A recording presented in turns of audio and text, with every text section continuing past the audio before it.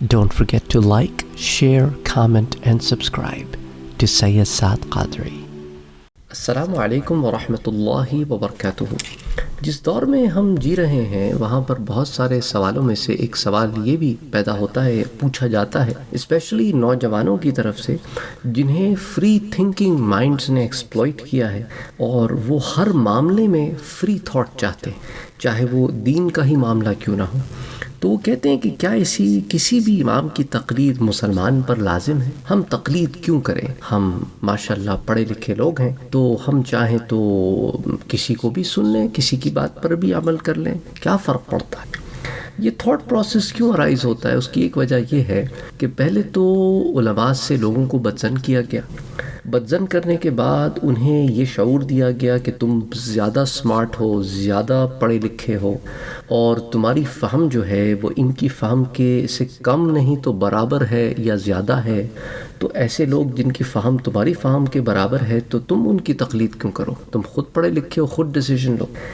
یہ ایک ایسی سوچ ہے جس کو اگر آپ تھوڑا سا پیچھے جائیں تو آپ کو اس کی بھی جو ہے داغ بیل وہابزم میں ملے گی. اور یہ وہابی سوچ کی پیش نظر جو ہے میں نے آپ کو پہلے بھی بتایا ہے کہ ایک فتنے کی طرح اس نے امت کو کھایا ہے.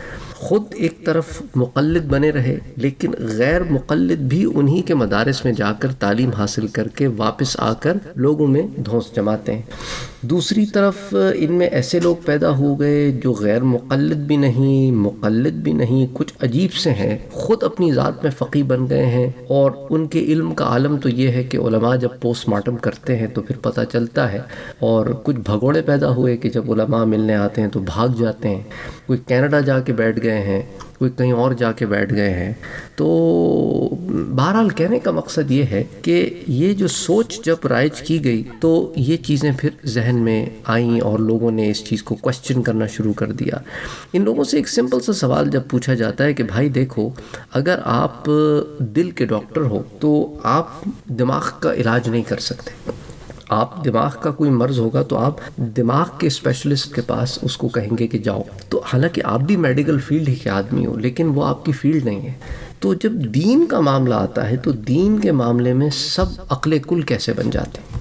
سوال یہ پیدا ہوتا ہے. وہ لوگ جنہیں یہ بھی نہیں پتا کہ ماضی اور حال اور مستقبل کیا ہے اور ان کے اپنے اندر کیا پیچیدگیاں ہیں، جو حدیث کو بغیر ترجموں کے پڑھ نہیں سکتے، جو حدیث کی کتابوں کو فقہ کی کتابیں سمجھ بیٹھے ہیں. حدیث کی کتابیں الگ ہوتی ہیں، فقہ کی کتابیں الگ ہوتی ہیں.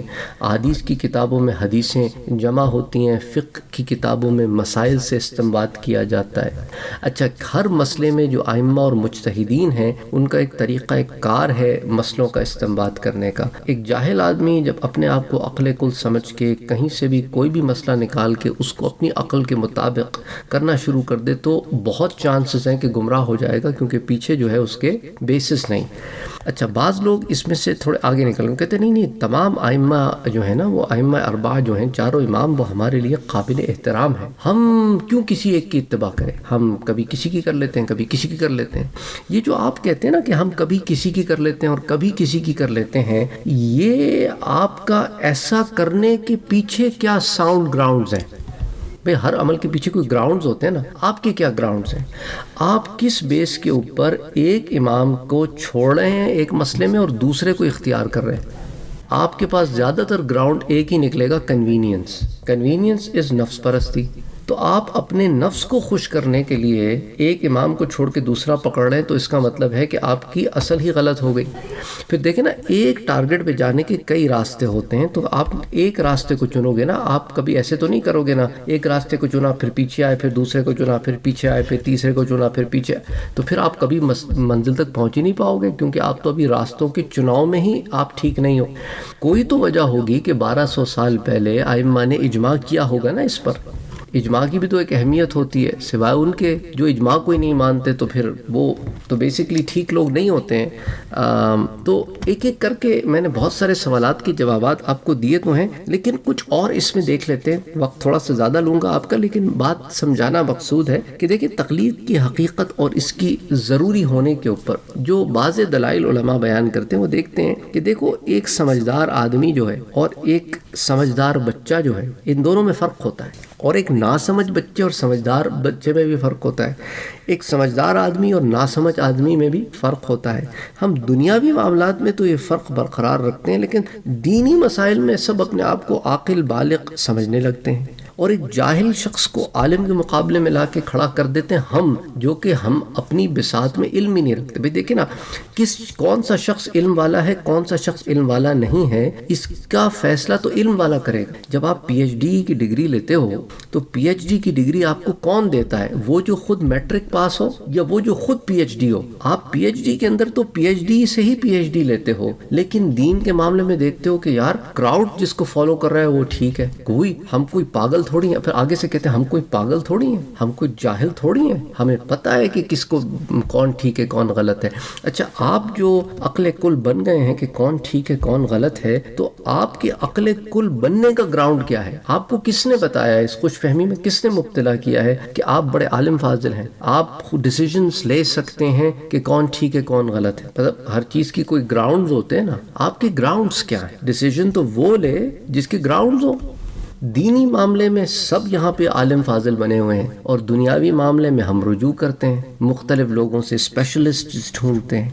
تو ایک جاہل اور ایک عالم کو قرآن نے بڑا واضح بتا دیا ہے کہ یہ دونوں برابر نہیں ہیں، لیکن ہم لگے ہوئے ہیں کہ نہیں، جاہل کو بھی عالم مانو، بلکہ عالم سے بھی بڑا عالم مانو، اور نتیجتاً پھر گمراہی پھیل رہی ہے۔ اور یہی وہ چیزیں ہیں جو قیامت کے قریب جو آتی ہے نا معاملات، اس کے اندر دیکھنے میں آتی ہیں کہ لوگ جہلاء کو علماء کی جگہ بٹھا دیں گے، علماء اٹھتے چلے جائیں گے کیونکہ علم اٹھتا چلا جائے گا، اور پھر وہ جہلاء اپنی مرضی سے اپنی عقل سے وہ فیصلے کریں گے کہ علماء ان فیصلوں کو پہ ہنسیں گے اور ان کی اصلاح کرنے کی کوشش کریں گے، لیکن ان جہلاء کی اتباع اتنی تعداد میں ہوا کرے گی کہ لوگ علماء کے صحیح فیصلوں کو رد کر دیں گے، جس کی ایک زندہ مثال ہمارے پاس انجینئر محمد علی مرزا کی صورت میں موجود ہے کہ جو پرلے درجے کا جاہل آدمی ہے، جس کو گرامر بھی عربی کی صحیح طریقے سے نہیں آتی، اس کو فعل اور ماضی کے اندر اتنا گھڑمٹ کر دیتا ہے کس کو کیا ہوتا ہے کس کو کیا ہوتا ہے، اور لیکن لوگ اس کو ایسے سنتے ہیں جیسا کوئی بہت بڑا عالم فاضل ہو، کوئی مجتہد کہہ رہا ہے، کوئی اس کو امام کہہ رہا ہے، کوئی کچھ کہہ رہا ہے، اور علم کا اس کا یہ عالم ہے کہ ایسی ایسی روایات پیش کرتا ہے، پتہ ہی نہیں چلتا، آدھا تیتر آدھا بٹیر جو ہے کہ پتہ ہی نہیں چلتا کہ کیا ہے، خود وہ کچھ ہے ہی کچھ نہیں نا، اس کو خود پتہ نہیں پتا، خود کنفیوز چل رہا ہے بیچارہ، تو اس کے ماننے والے بھی ایسی کنفیوز چل رہے ہیں۔ تو خیر بہرحال کہنے کا یہی مقصد ہے کہ دیکھیں چاروں ائمہ میں سے کسی ایک کی تقلید کیوں واجب ہے؟ جب چاروں حق پر ہیں تو چاروں کی تقلید کی اجازت ہونی چاہیے۔ اس سوال کو دیکھ لیتے ہیں کہ بھئی ہم جس کی چاہے تقلید کریں۔ دیکھیں جی، بلا شبہ کوئی شک نہیں ہے اس میں کہ چاروں امام ابو حنیفہ، امام مالک، امام شافعی، امام احمد بن حنبل، یہ تمام کے تمام رضوان اللہ علیہم اجمعین، رحمہ اللہ علیہم اجمعین، یہ سب حق پر ہیں، لیکن ان میں سے کسی ایک امام کی پیروی اس لیے ضروری ہے کہ اگر ایسا نہ ہو تو ہر شخص اپنے نفس کی پیروی کرے گا، جیسے میں نے آپ سے کہا، اور جب دل چاہے گا تو جس امام کا مسئلہ اس کے لیے آسان ہوگا وہ اٹھا لے گا۔ تو ہمارا دل کا چاہنا، ہمارے دل کا چاہنا ہمارے نفس کی اتباع ہوتا ہے۔ دین آپ کے دل کی چاہت سے نہیں چلتا، دین ایک نظام کا نام ہے۔ تو ائمہ اربعہ نے اپنی اپنی کیپیسٹی میں ایک پیکج بنا کے دیا ہے آپ کو۔ اب رمضان کے پیکیجز لینے جاتے ہو نا آپ، تو اب آپ کے پیکج کے اندر جو ہے مسور کی دال ہے اور مونگ کی دال ہے۔ اب آپ یہ تو نہیں کہتے کہ نہیں یار یہ پیکج کے پیسے تو میں آپ کو اتنے ہی دوں گا، لیکن مونگ جو ہے نا یہ نکال دو، اس کی جگہ ماش ڈال دو، ماش نکال دو، اس کی جگہ لوبیا ڈال دو، اچھا تھوڑا لوبیا ڈال دو، تھوڑا ماش ڈال دو، تو پورا پیکج گڑبڑ کر دیا آپ نے۔ وہی حال ہے کہ آپ گڑبڑ کرنے کو صحیح سمجھ رہے ہو، ہر جگہ اپنی مرضی چلانے کو دین سمجھ رہے ہو۔ اس کی مثال میں نے آپ لوگوں کو پہلے بھی دی تھی کہ قرآن کریم کی آیہ مبارکہ جو زکوٰۃ سے متعلق ہے اس میں لفظ زکوٰۃ ہے ہی نہیں۔ کن کن کو دی جائے گی؟ اچھا جن جن کو دی جائے گی ان سب کو دینی ہوگی یا کسی کو بھی ان میں سے دے سکتے ہیں؟ اب یہ آیہ مبارکہ پہلے تو ڈھونڈیں نا، آپ کو اللہ نے اتنا علم دیا ہے، ڈھونڈیں، ڈھونڈ کے اس کے بعد اب یہ فیصلہ آپ کیسے کریں گے کہ آیا حسر کی آیا ہے کہ نہیں ہے؟ کہیں نہ کہیں رجوع کریں گے، صاحبان علم سے پوچھیں گے۔ یہی تو ہم بھی کہہ رہے ہیں، صاحبان علم نے جب یہ معاملہ آپ کے لیے آسان کر کے رکھ دیا ہے تو پھر اب آپ اپنے لیے مشکلات کیوں کھڑی کر رہے ہیں؟ Simple as that. آپ اپنی آسانیوں کے لیے نفس کی اتباع کر رہے ہیں کہ کہیں سے کسی سے کچھ بھی لے لیا، بس ہمارا الو سیدھا ہو، ہمارا معاملہ چلتا رہے، ہمارے معاملے میں جھول نہ آئے۔ تو دیکھیں اس روش کو دنیاوی مثال سے بھی میں نے آپ کو سمجھایا کہ دنیا میں بھی اگر آپ دیکھیں نا، آپ ایسے نہیں کرتے کہ بھئی ایک اسکول میں آپ نے اپنے بچے کو ڈالا اور دوسرے اسکول میں آپ کے پڑوسی نے ڈالا. آپ کے بچے کے اسکول میں کچھ چیزیں ایسی ہیں جو آپ کو اپیل کرتی ہیں، تو کچھ چیزیں آپ کے پڑوسی کے بچے کے اسکول میں بھی آپ کو اپیل کرتی ہیں. تو اب ایسے نہیں کرتے کہ اپنے بچے کو آپ کہیں کہ بھئی انگلش تو میں اسکول میں پڑھاؤں گا لیکن میتھس کی کلاس پڑوسی کے بچے کے اسکول میں لے گا کیونکہ وہاں کی میتھس کی بک مجھے اچھی لگتی ہے زیادہ، یا پڑھانے کا طریقہ اچھا. ایسے نہیں ہوتا نا، آپ کو ایک پیکج لینا پڑتا ہے. جس اسکول میں جاؤ گے وہاں کا سب کچھ لینا پڑے گا. آپ پھر کچھ اس اسکول سے کچھ اس اسکول سے نہیں لے سکتے. کوئی بھی نہیں کرتا نا ایسے. کوئی کرے تو لوگ بولیں گے پاگل ہو، بے وقوف ہو، دماغ خراب ہو گیا ہے. لیکن دین کے معاملے میں ہم جو مرضی چاہے کریں، کوئی کچھ نہ ہونے، کیونکہ دین کو ہم نے اتنا لائٹ لیا ہوا ہے. چکر سارا یہ ہے کہ کہتے ہیں جی دنیا ہمارے لیے زیادہ اہم ہوگی، یہ دین یار جو مرضی چاہے. ہم خود فقیہ ہیں، ہم خود بڑے ہیں. تو دیکھو ہم گمراہی کو اجالا نہیں کہہ سکتے، گمراہی ہوگی. اچھا ایک اور سوال یہ لوگ کرتے ہیں، وہ کہتے ہیں کہ بھئی دیکھو اگر تقلید اتنی ضروری ہے تو صحابہ تقلید کیوں نہیں کرتے تھے؟ او بابا صحابہ تو حضور کی تقلید کرتے تھے نا میرا بھائی. صحابہ حضور کی تقلید فرماتے تھے، اور صحابہ کی تقلید ائمہ کرتے ہیں. جو ائمہ اربعہ ہیں یہ جب اپنے مسئلوں کا استنباط کرتے ہیں تو قرآن سے، حدیث سے، صحابہ کے اقوال سے، افعال سے، یہیں سے تو وہ جو مسئلوں کا استنباط کرتے ہیں. صحابہ تو دیکھیں نا.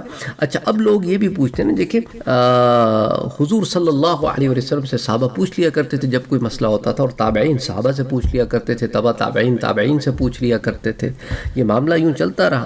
اجتہاد کا معاملہ جو ہے نا وہ ان مسائل میں ہوتا ہے جہاں پہ قرآن حدیث میں آپ کو کوئی اس کی آپ کو ڈائریکٹ آنسر نہ ملتا ہو. اور اجتہاد کا جواز بھی صحابہ ہی سے ثابت ہے اور حضور سے ثابت ہے. حضور نے سکھایا ہے صحابہ کو اجتہاد کرنا. اس ضمن میں حضرت معاذ ابن جبل رضی اللہ تعالیٰ عنہ سے ایک روایت مروی ہے اور صحاح ستہ کی 2 کتابوں میں آتی ہے. سنن ترمذی میں بھی آتی ہے، سنن ابی داؤد میں بھی آتی ہے. اچھا اسے امام دارمی بھی روایت کرتے ہیں جو امام بخاری سے بھی پہلے کے محدث ہیں. تو وہ روایت کو جس طرح کہ حضرت معاذ ابن جبل نے سے حضور صلی اللہ علیہ وسلم نے جب انہیں یمن کی طرف بھیجا نا تو فرمایا کہ جب تمہیں کوئی مسئلہ درپیش ہو تو کس طرح فیصلہ کرو گے؟ تو انہوں نے کہا کہ اللہ کی کتاب سے فیصلہ کروں گا. فرمایا اگر اللہ کی کتاب میں نہ پاؤ، یعنی آپ اس سے اندازہ کر سکتے ہیں کہ حضور نے کہا کہ بھئی کوئی ایسا مسئلہ ہو جو ڈائریکٹ وہاں موجود نہ ہو کہ ایز اٹ از تم وہاں سے مسئلہ حل کر سکو، پھر کیا کرو گے؟ تو کہا کہ یا رسول اللہ حضور صلی اللہ علیہ وآلہ وسلم کی سنت سے فیصلہ کروں گا. فرمایا اگر تم رسول اللہ کی سنت میں بھی نہ پاؤ تو عرض کیا اپنی رائے سے قیاس کروں گا، اپنی رائے سے قیاس کروں گا. اجتہد رائی، میں اپنے رائے سے قیاس کروں گا. تو اس کو میں بار بار اس لیے کہہ رہا ہوں کہ صحابی کہہ رہے ہیں، اور کوتاہی نہ کروں گا. یہ 2 اصول خود صحابی بیان کر رہے ہیں اور حضور کے سامنے بیان فرمایا. تو حضور صلی اللہ علیہ وآلہ وسلم نے منع نہیں فرمایا، بلکہ تب حضور نے ان کے سینے پر ہاتھ مار کر تھپکی دی اور فرمایا کہ شکر ہے اس کا جس نے رسول اللہ کے رسول کو، یعنی کہ حضور کے میسنجر کو، حضور نے جس کو بھیجا ہے کسی طرف، اس کو توفیق دی جس سے رسول اللہ راضی ہیں. تو الحمدللہ الذی وفق رسول اللہ لما یرضی بہ رسول اللہ. تو اجتہاد یہاں سے پتہ چل گیا. اچھا اب اس ضمن میں مفتی احمد یار خان نعیمی رحمۃ اللہ علیہ ارشاد فرماتے ہیں کہ دیکھو صحابہ کو کسی کی تقلید کی ضرورت نہیں تھی. وہ تو حضور صلی اللہ علیہ وآلہ وسلم کی صحبت کی برکت سے تمام مسلمانوں کے امام اور پیشوا ہیں کہ ائمہ دین امام اعظم ابو حنیفہ، امام شافعی وغیرہ وغیرہ رضی اللہ عنہم ان کی پیروی کرتے ہیں. مشکات میں باب فضائل صحابہ میں آتا ہے کہ اصحابی کالنجوم فبأیہم اقتدیتم اہتدیتم، کہ میرے صحابہ ستاروں کی طرح ہیں، تم جن کی پیروی کرو گے ہدایت پالو گے.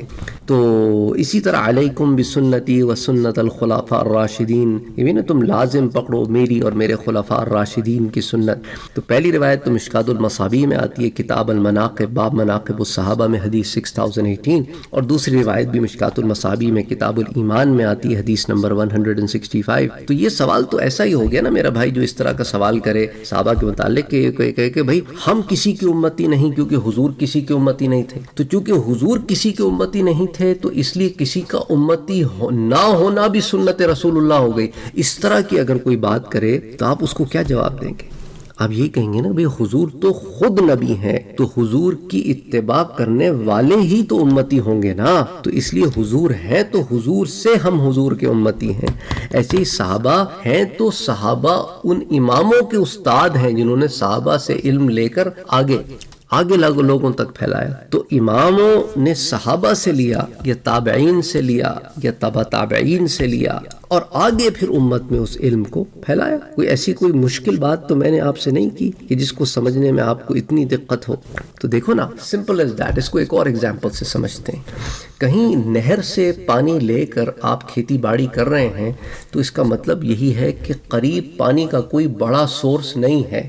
اگر دریا کے کنارے کھیتی باڑی کریں تو پھر یہ نہر سے پانی لینے کی ضرورت نہ پڑے، تو نہر سے پانی اسی کھیت کو دیا جائے گا جو دریا سے دور ہو۔ تو اب یہی ہے کہ صحابہ کرام تمام یہ اماموں کے اساتذہ ہیں، اور دیکھیں نا صحابہ کرام صف اول کے مقتدی ہیں، اور انہوں نے حضور صلی اللہ علیہ وآلہ وسلم سے بغیر کسی واسطے کے فیض حاصل کیا ہے۔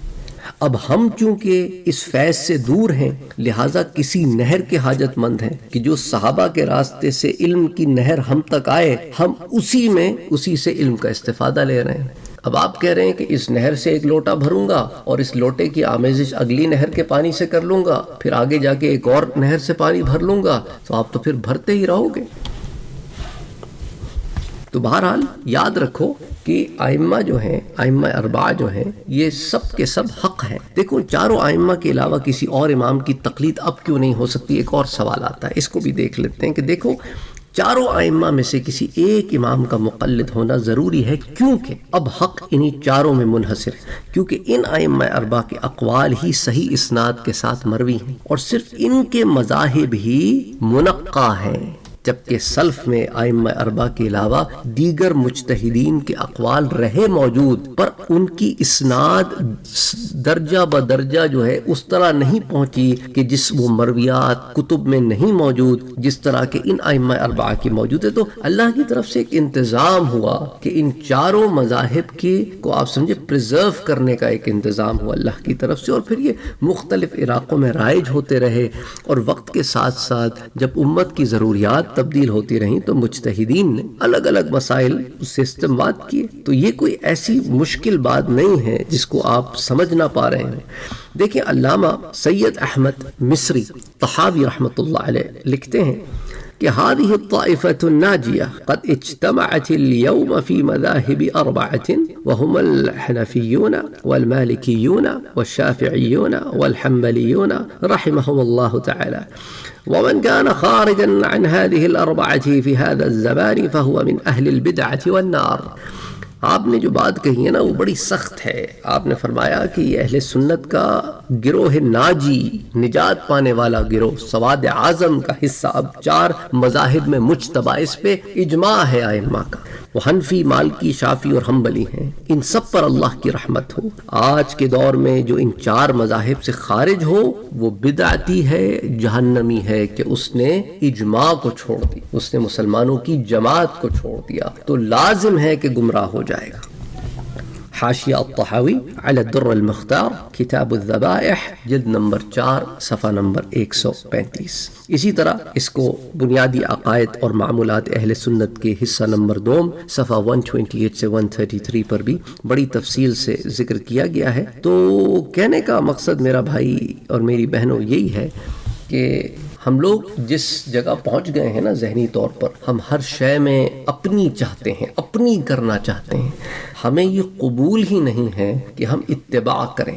اتباع سے ہمیں ایسے لگتا ہے کہ ہم کم ہو جائیں گے، ہماری ویلیو کم ہو جائے گی، ہم کیسے کسی کی اتباع کریں؟ ہم بڑے عاقل، بڑے بڑے بالغ، بڑے فاضل لوگ ہیں، اور ہمارے عاقل بالغ فاضلوں کا حال یہ ہے کہ انہیں قرآن کریم کی فہم بھی نہیں ہے، فقہ کے مسائل کیا حل کریں گے؟ یعنی فقہ کی اساس میں سے جو موٹی موٹی چیزیں ہیں نا ان کا علم بھی نہیں ہے ہمیں۔ تو بہرحال اب کیا کہہ سکتے ہیں؟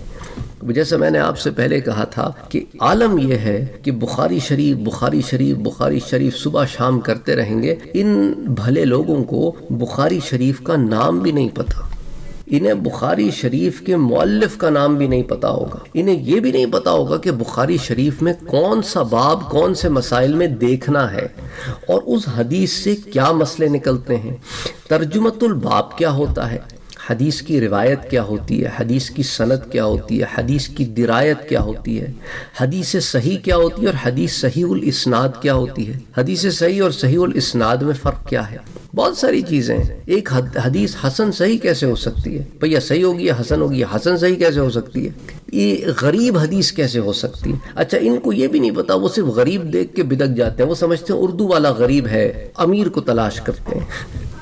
ان کو یہ بھی نہیں خبر کہ بعض ایسی درجہ صحیح کی روایات ہیں جو غریب بھی ہیں۔ عجیب سی بات ہے نا۔ خیر بہرحال کہنے کا مقصد یہ ہے کہ جب علم کا عالم یہ ہو اور پھر انسان شیخیاں بگارے تو پھر افسوس ہوتا ہے کہ ان لوگوں کو کیا ہو گیا ہے۔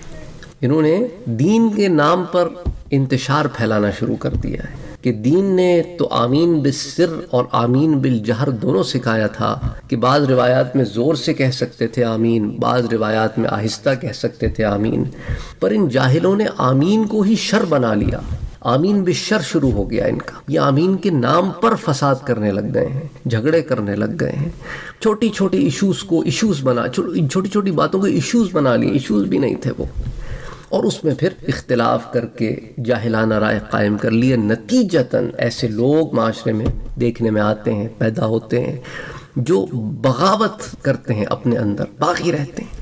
تو اس لیے ضروری ہے اتحاد امت کے لیے کہ امت کو اللہ نے 4 جگہ یکجا کر دیا۔ اب یہ لوگ برانچز نکال کے گمراہی کی طرف جاتے چلے جا رہے ہیں، اور آپ زیادہ تر لوگوں کو جو گمراہی کی طرف جا رہے ہیں ان کو یہی دیکھیں گے کہ وہ ان باغی تھاٹ پروسیس سے میں گئے اور ان باغی تھاٹ پروسیس سے یہ بالکل ٹینجنٹ پہ باہر کی طرف نکل گئے۔ بہرحال اللہ ہدایت دے۔ السلام علیکم ورحمۃ اللہ وبرکاتہ۔